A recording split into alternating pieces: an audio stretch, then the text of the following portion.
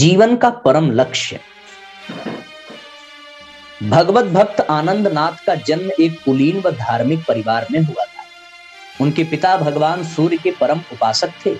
वे नित्य सूर्य ध्यान, महामंत्र गायत्री का जप व अग्निहोत्र किया करते थे। वे ईश्वर की उपासना के साथ साथ समाज सेवा करने के लिए सदा तत्पर रहा करते थे। वे जगह जगह श्रीमद् भागवत महापुराण की कथा करने जाते व नियमित धर्म संस्कृति व भगवत प्रचार किया करते थे। उनके स्वयं के जीवन में संयम, सेवा, सदाचार होने के कारण उनके मुख से निसृत भगवान की कथाओं का श्रोताओं पर बड़ा प्रभाव पड़ता था। उनकी वाणी में तो मानो साक्षात सरस्वती विराजती थी। कथाओं में दान स्वरूप उन्हें जो भी धन प्राप्त होता था उसे वे दीन दुखियों व अन्य जरूरतमंद लोगों को दे दिया करते थे। ऐसे धार्मिक आध्यात्मिक परिवेश में पले बढ़े आनंद नाथ को धार्मिक आध्यात्मिक संस्कार मानो विरासत में मिले थे। उनके पिता जब नित्य सूर्य का ध्यान करते तो बालक आनंद नाथ भी वैसा ही किया करते। पिता जब अग्निहोत्र करते तो बालक आनंद नाथ भी पिता के साथ अग्निहोत्र करते। पिता जब शास्त्रों का स्वाध्याय करते तो बालक आनंद नाथ भी उनका श्रवण करते। वे जैसे जैसे बड़े होते गए वैसे वैसे भगवान के प्रति उनकी भक्ति भी बढ़ती गई। धर्म, आध्यात्म, आत्म, परमात्मा संबंधी कई प्रश्न उनके मन में उठते और उनके पिता अपने शास्त्र ज्ञान से उनके प्रश्नों का समाधान किया करते। उच्च शिक्षा प्राप्त कर लेने के पश्चात आनंद नाथ भी अपने अन्य साथियों की तरह किसी बड़े रोजगार की तलाश में घर से बाहर निकलना चाहते थे, पर उनके मन में बार बार संसार की नश्वरता व ईश्वर दर्शन करने के विचार आने लगे। वे रात भर मन में उठ रहे प्रश्नों के द्वंद्व में करवटें बदलते रहे। उनके मन में प्रश्न उठते रहे, क्या इस अनित्य संसार में धन उपार्जन ही जीवन का सर्वोच्च लक्ष्य होना चाहिए, या धन उपार्जन के साथ भगवत भक्ति करते हुए जीवन के परम लक्ष्य को प्राप्त करना चाहिए।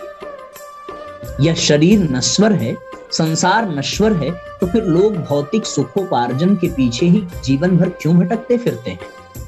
इन प्रश्नों, विचारों, द्वंद्वों के बीच सुबह हो गई। आनंदनाथ नित्य क्रिया से निवृत्त होकर अपने पिता के पास पहुंचे, जो अभी अभी अग्निहोत्र संपन्न कर अपने घर के आंगन में बैठे थे। अपने मन के सारे प्रश्नों, द्वंद्वों को आनंदनाथ ने अपने पिता के समक्ष रखा। शास्त्रज्ञ व ईश्वर परायण पिता ने कहा, पुत्र, जीवन निर्वाह के लिए धन का उपार्जन अवश्य ही करना चाहिए, पर धन उपार्जन को जीवन का परम लक्ष्य कभी नहीं बनाना चाहिए। व्यक्ति के पास भौतिक शरीर की, भौतिक जीवन की सुख सुविधाएं अवश्य होनी चाहिए, पर यह देव दुर्लभ मानव जीवन भौतिक सुखोपार्जन में ही नहीं व्यतीत होना चाहिए। हमारे भौतिक शरीर में ही परमात्मा का वास है।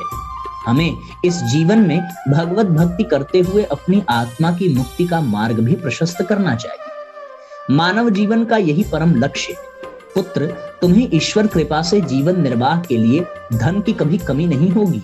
उनके पिता आगे बोले, ज्ञान दान सबसे बड़ा दान है। आज अज्ञान व अभाव में डूबे मानव समाज को ज्ञान की बड़ी आवश्यकता है। पुत्र, तुमने पाठ्य पुस्तकों से अपार बौद्धिक ज्ञान अर्जित कर लिया। भौतिक जीवन को सुखमय बनाने के लिए यह अभिष्ट भी है, पर अपनी आत्मा को आह्लादित व आनंदित करने के लिए एवं जीवन मरण के बंधन से मुक्त होने के लिए तुम्हें आत्मिक ज्ञान, आध्यात्मिक ज्ञान भी अर्जित करना चाहिए। पहले तुम नित्य जप, तप, ध्यान, भक्ति के माध्यम से इसे अर्जित करो। तत्पश्चात इस अनमोल संपदा को तुम जन जन के बीच प्रसारित करो, जिससे मानव समाज को भी भवबंधनों से मुक्ति मिल सके, अज्ञान व अभाव से मुक्ति मिल सके। पिता के सत्संग से आनंदनाथ के सारे द्वंद्व मिट गए। उन्हें उनके सारे प्रश्नों के समाधान मिले। वे पिता की आज्ञानुसार अपना गृह कार्य करते हुए, जीविकोपार्जन करते हुए नित्य जप, तप, ध्यान, भक्ति तथा स्वाध्याय करते थे। पिता की तरह वे भी ध्यान साधना में लीन होने लगे, शास्त्रों में पारंगत हो चले और तत्पश्चात भगवत धर्म के प्रसार हेतु जन जन के बीच भी भ्रमण करते थे। वे आजीवन पिता के बताए हुए मार्ग पर चलते रहे। जन सेवा के माध्यम से इस प्रकार उन्होंने अपने जीवन के परम लक्ष्य को प्राप्त किया।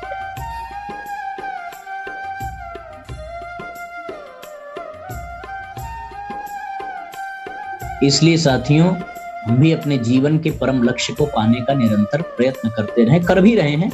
स्वाध्याय, यज्ञ, जप इत्यादि के माध्यम से, सत्संग के माध्यम से।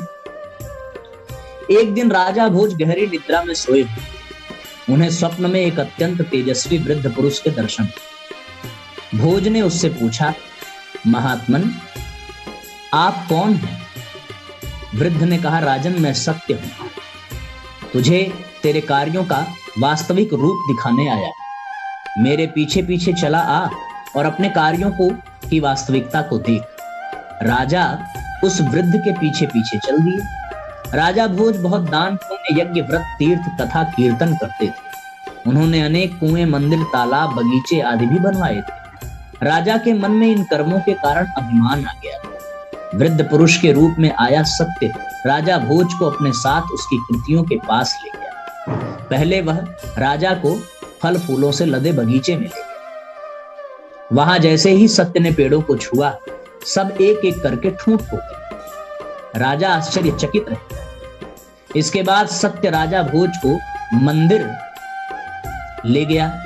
सत्य ने जैसे ही उसे छुआ, वह खंडहर के रूप में परिणत हो गया। वृद्ध पुरुष ने राजा के यज्ञ, तीर्थ तथा पूजन, दान आदि के निमित्त बने स्थानों, व्यक्तियों, उपादानों को ज्यों ही छुआ, वे सब राख हो गए। राजा यह सब देखकर विक्षिप्त सा हो गया। सत्य ने कहा, राजन, यश की इच्छा से किए गए कार्य, उनसे केवल अहंकार की पुष्टि होती है, धर्म का निर्वहन नहीं। सच्ची सद्भावना से, निस्वार्थ होकर कर्तव्य भाव से जो कार्य किए जाते हैं, उन्हीं का फल पुण्य रूप से मिलता है। इतना कहकर सत्य अंतर्धान हो गया। राजा ने निद्रा टूटने पर स्वप्न का गहरा विचार किया और सच्ची भावना से कर्म करना प्रारंभ कर दिया। तो इस तरीके से साथियों, आज के सत्र का यहां पर समापन करते हैं और एक साथ आइए गायत्री मंत्र पढ़ें। इन बिंदुओं को हम आत्मसात करें, इन बिंदुओं पर चिंतन करें, मनन करें, अपने जीवन में उतारने का अभ्यास करें, ऐसा भाव हो। ओम भूर्भुवः स्वः तत्सवितुर्वरेण्यं भर्गो देवस्य धीमहि धियो यो नः प्रचोदयात्। एक चीज तो आप लोग लिख लीजिए कि जीवन के ये जो स्वर्णिम सूत्र और मणिमाणिक के हम सबको स्वाध्याय में प्राप्त हो रहे हैं ना, इसे प्राप्त करने के लिए कई जन्मों का पुण्य चाहिए, जो गुरुदेव की कृपा से हमें सहज ही मिल जाता है।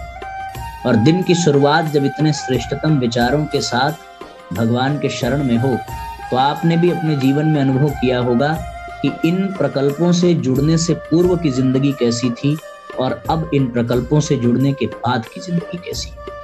प्रतिदिन यज्ञ, प्रतिदिन स्वाध्याय, प्रतिदिन जप, जो नए हैं, जो नहीं करते थे, वो अब करने लगे हैं, तो उन्हें अनुभव होता होगा कि किस तरीके से वो अपने जीवन को श्रेष्ठतम मार्ग पर चला रहे हैं। ठीक है साथियों, सभी परिजनों को बहुत बहुत धन्यवाद जुड़ने के लिए।